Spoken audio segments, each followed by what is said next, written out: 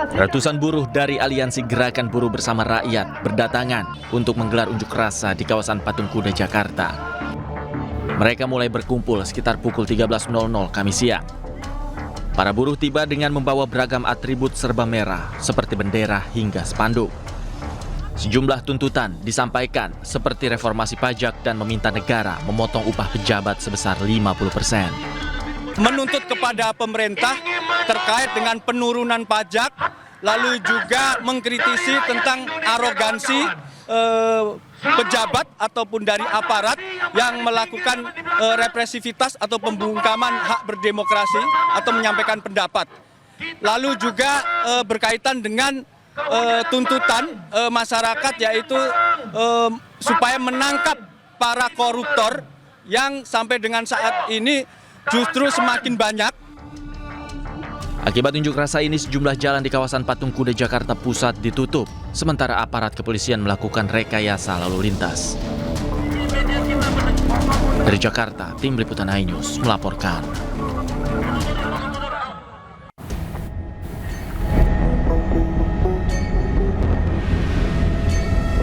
Tim SAR gabungan menemukan bangkai helikopter yang jatuh di hutan kawasan air terjun Mandin Damar, Tanah Bumbu, Kalimantan Selatan.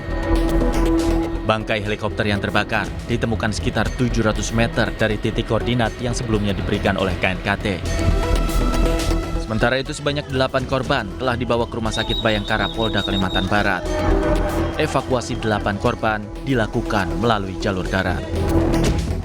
Terima kasih penghargaan yang setinggi-tingginya kepada seluruh tim Satuan Tugas Aksi Cepat Tanah Bumbu, pemerintah daerah beserta seluruh masyarakat sekitar kita, dan tim tentunya akan tetap konsisten mensupport segala sesuatu termasuk proses evakuasi hingga selesainya misi kemanusiaan ini.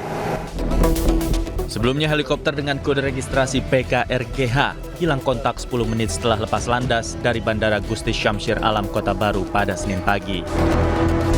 Heli yang ditumpangi 2 awak dan 6 penumpang ini jatuh di kawasan air terjun Mandin Damar, Desa Gunung Raya, Kecamatan Mantewe, Kabupaten Tanah Bumbu, Kalimantan Selatan.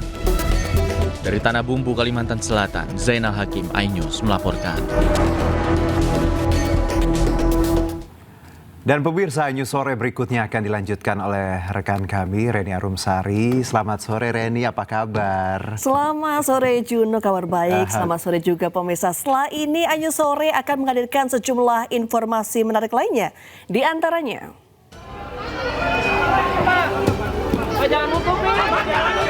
Kejagung menetapkan ex-menteri Nadiem Makarim sebagai tersangka dugaan korupsi pengadaan laptop berbasis Chromebook.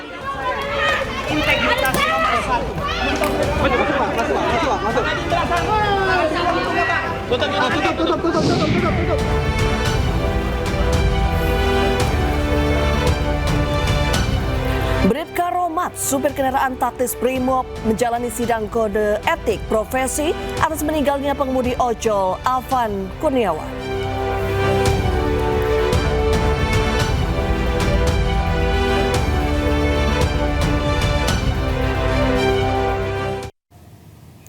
Pemirsa, Kejaksaan Agung menetapkan mantan Mendikbudristek Nadiem Makarim sebagai tersangka kasus dugaan korupsi pengadaan laptop berbasis Chromebook.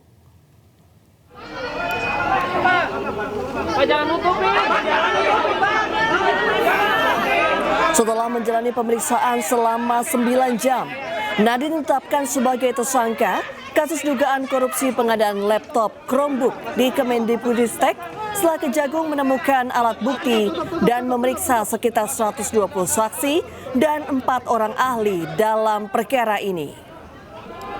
Tersangka Nadiem ditahan di Rutan Salemba, cabang Kejaksaan Negeri Jakarta Selatan selama 20 hari ke depan. Kejagung mengungkapkan kerugian negara akibat korupsi pengadaan laptop yang menjerat Nadiem Makarim ditaksir mencapai hampir 2 triliun rupiah.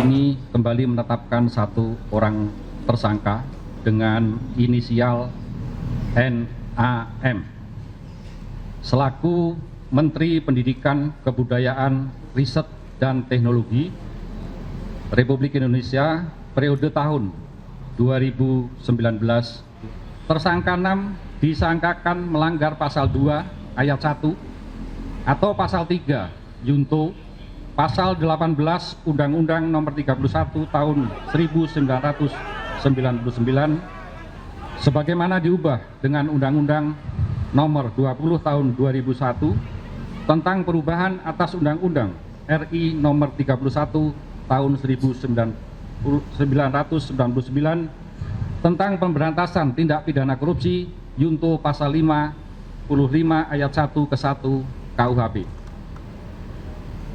Untuk kepentingan penyidikan, tersangka NAM akan dilakukan penahanan di rutan selama 20 hari ke depan sejak hari ini tanggal 4 September 2025 bertempat di Rutan Salimba Cabang Kejaksaan Negeri Jakarta Selatan.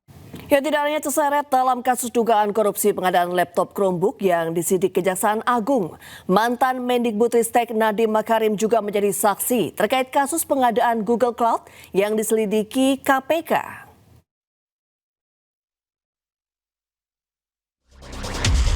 Nama Nadiem Makarim terseret dalam dugaan korupsi pengadaan laptop di Kemendikbudristek saat ia menjabat sebagai Menteri periode 2019 hingga 2022. Kejaksaan Agung juga mencegah Nadiem ke luar negeri selama 6 bulan sejak 19 Juni 2025. Kejaksaan Agung juga menggeledah kantor Gotoh.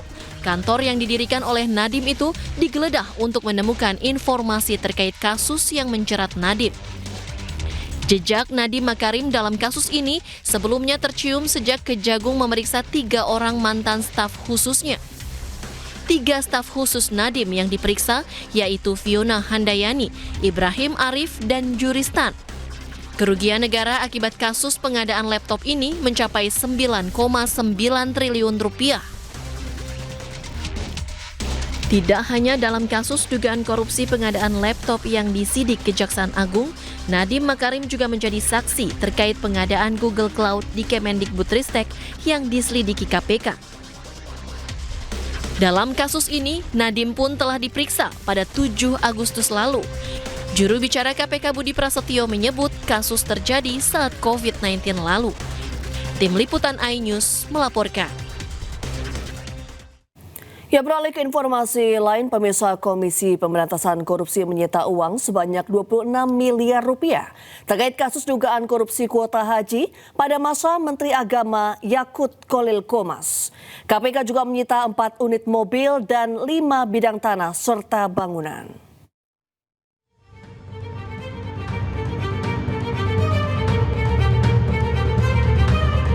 Komisi Pemberantasan Korupsi menyebut menyita sejumlah uang dan aset terkait kasus dugaan korupsi kuota haji pada masa Menteri Agama Yakut Khalil Qomas. KPK belum membeberkan pemilik dari sejumlah uang dan beberapa aset yang disita itu. Namun demikian, uang dan sejumlah aset yang disita salah satunya dari penggeledahan di kediaman mantan Menteri Agama Yakut Khalil Qomas di kawasan Jakarta Timur pada Agustus lalu. Penyidik telah melakukan penyitaan diantaranya sejumlah uang dengan total 1,6 juta US dollar ya, atau sekitar 26 miliar. Selain itu penyidik juga telah melakukan penyitaan terhadap kendaraan roda 4, ada sekitar 4 unit, dan kemudian penyidik juga telah melakukan penyitaan aset berupa tanah dan bangunan, ada 5 bidang gitu. Jadi penyidik masih akan terus menelusuri terkait dengan aset-aset yang diduga terkait ataupun merupakan hasil dari tindak pidana korupsi ini. Setelah perkara ini dinaikkan ke penyidikan, Komisi Pemberantasan Korupsi mencegah mantan Menteri Agama era Presiden Joko Widodo Yakut Khalil Qomas untuk berpergian ke luar negeri. Surat pencegahan ke luar negeri dikeluarkan KPK pada 11 Agustus dan berlaku untuk 6 bulan ke depan. KPK juga telah memeriksa Yakut Khalil Qomas pada Kamis 7 Agustus lalu. Yakut diperiksa hampir 5 jam dan memberi klarifikasi terkait pembagian kuota tambahan pada ibadah haji tahun 2024 lalu.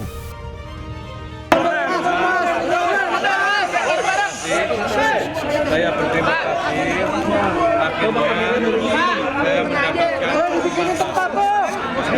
kesempatan untuk mengklarifikasi segala hal, terutama yang terkait dengan pembagian tambahan pada PSSI tahun 2024 yang lalu. Kerugian negara akibat perkara ini mencapai lebih dari 1 triliun rupiah. KPK menyebut angka itu merupakan perhitungan internal KPK dan sudah didiskusikan dengan Badan Pemeriksaan Keuangan atau BPK. Tim Liputan iNews melaporkan. Pemirsa, pernyataan Menteri Agama Nasaruddin Umar mengenai profesi guru menjadi sorotan. Tidak lama usai pernyataannya ini, Menak langsung meminta maaf. Nasaruddin menegaskan tidak ada niatan untuk melukai perasaan guru. Saat ini pemerintah terus berusaha meningkatkan kesejahteraan dan kualitas guru. Nasaruddin Umar, Menteri Agama Republik Indonesia, menyadari bahwa potongan pernyataan saya tentang guru menimbulkan tafsir yang kurang tepat dan melukai perasaan sebagian guru. Untuk itu saya sekali lagi mohon maaf yang sebesar-besarnya. Tidak ada niat sedikit pun bagi saya untuk merendahkan profesi guru. Guru tetap manusia yang membutuhkan kesejahteraan yang layak. Ya. Pemerintah melalui Kementerian Agama yang saya pimpin sekarang ini terus berkomitmen untuk memperjuangkan hal tersebut dengan berbagai langkah. Inilah permintaan maaf Menteri Agama Nasaruddin Umar usai potongan pernyataannya viral di media sosial. Dalam pernyataan sebelumnya, Nasaruddin mengaitkan guru dengan pedagang. Menteri Agama menyebut profesi guru mencerdaskan orang dan bukan sekedar mencari uang. Pernyataan ini disampaikan Menak dalam pembukaan program pendidikan profesi guru batch 3 Kemenak di Jakarta. Banggalah menjadi seorang guru, teman-teman sekalian. Jangan minder. Ya. Menjadi seorang guru itu mulia sekali. Ya. Halalan thayyibah. Ya. Rezekinya itu. Insya Allah. Maka itu jangan ikut-ikutan terhadap para pedagang. Emang tujuannya mencari uang. Sedangkan guru itu tujuannya mulia. Bagaimana memintarkan anak orang. Ya. Itu tujuannya, bukan cari uang. Kalau mau cari uang jangan jadi guru, jadi pedagang lah. Saat ini pemerintah terus berusaha meningkatkan kesejahteraan dan kualitas guru. Salah satunya dengan menaikkan tunjangan profesi untuk 227.147 guru non-PNS. Jika sebelumnya mereka memperoleh 1,5 juta per bulan, kini bertambah 500.000 menjadi 2 juta per bulan. Dari Jakarta, Tim Liputan iNews melaporkan. Bribka Romat, supir kendaraan taktis Brimob yang menjalani sidang Komisi Kode Etik Profesi atas kasus meninggalnya pengemudi ojek online Afan Kurniawan. Ayo sore segera kembali, usai jeda.